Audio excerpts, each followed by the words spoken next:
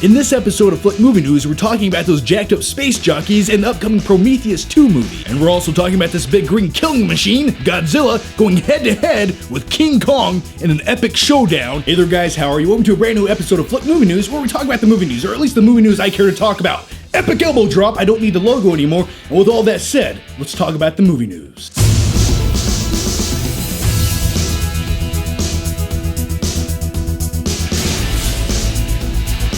This episode of Flick Movie News is brought to you by lynda.com/flickpick. If you want a free 10-day trial, stay tuned until after the movie news or check out the link down below. It's good stuff. Okay, so the first bit of movie news I want to talk about is the upcoming sequel to Prometheus. Now, when it comes to Prometheus, I overall liked the movie. I liked a lot of ideas and concepts that it had. And what do I mean by that? Well, there's like 25 really good minutes of that movie, and you want the rest of the movie to be as good as that 25 minutes, but it just kind of doesn't do that. During an interview, when director Ridley Scott was questioned about the upcoming Prometheus sequel, here's what he had to say. It starts off with a very grand idea or grand question. Really, who are they and how did they create such evil biology or bacteriology? And in creating so, to protect themselves from what? So the questions are answered there, or rather beginning to be answered in Prometheus 2. Okay, I'm okay with that. I can dig that because in Prometheus, that movie pretty much made more questions than it answered. And I like to think during movies, I don't think movies should give everything away, but at least answer a few questions. In Prometheus, well, I don't think they really answered any. But as far as that concept of that black goo that we originally seen in the first Prometheus movie, which was pretty much responsible for starting human life on Earth, and the space jockeys were like this godlike figure that created us,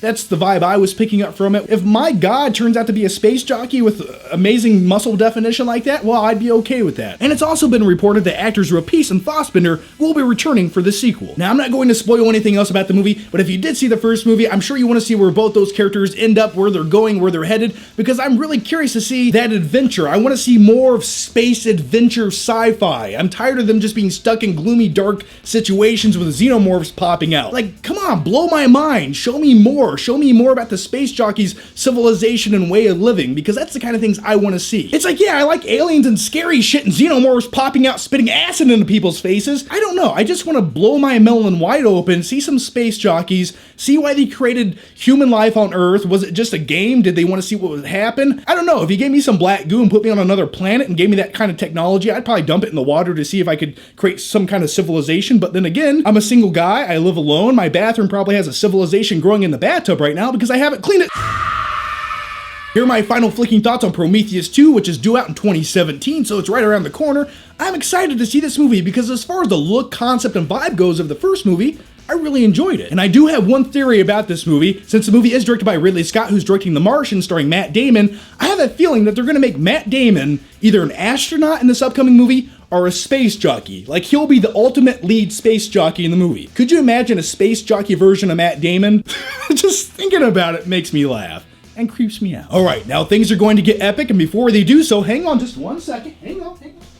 I don't know why, I'm just going to continue holding on to this. So Godzilla vs. King Kong, it's a movie that's possibly happening after 2018 at some point, and the reason for that is in 2017, we're getting the King Kong reboot, King Kong Skull Island. So that goes down in 2017, and in 2018, we're getting the Godzilla sequel. Now keep this in mind, in order for the Godzilla vs. King Kong movie to actually happen and come to fruition, well, the King Kong solo movie and the Godzilla solo movie have to both do well. That way they can prove to audiences, yeah, people give a shit about these two giant beasts, and when they go head to head to kick each other's ass, well, people will go see that movie. Which, by the way, you know, if it was up to me, I'd say no one cares about the King Kong solo movie, no one cares about the Godzilla sequel, let's just do the King Kong versus Godzilla movie now. We don't need setup. We don't need character development for these things to happen. We just want to see them fight in a city. Now, when it comes to the Godzilla vs. King Kong movie, everyone's biggest fear and concern is, how does Godzilla fight King Kong when Godzilla is roughly 350 feet tall and King Kong's roughly 50 feet tall? I have a simple answer and solution to that problem. You just make King Kong fucking bigger! So if Godzilla's 350 feet, maybe make King Kong 150 feet. Half the size. And also consider this, Godzilla's a huge giant lizard. He's not all that mobile or agile. He's kind of stiff, he walks around, he's got little arms. Meanwhile, King Kong's jumping skyscraper to skyscraper, throwing helicopters at him.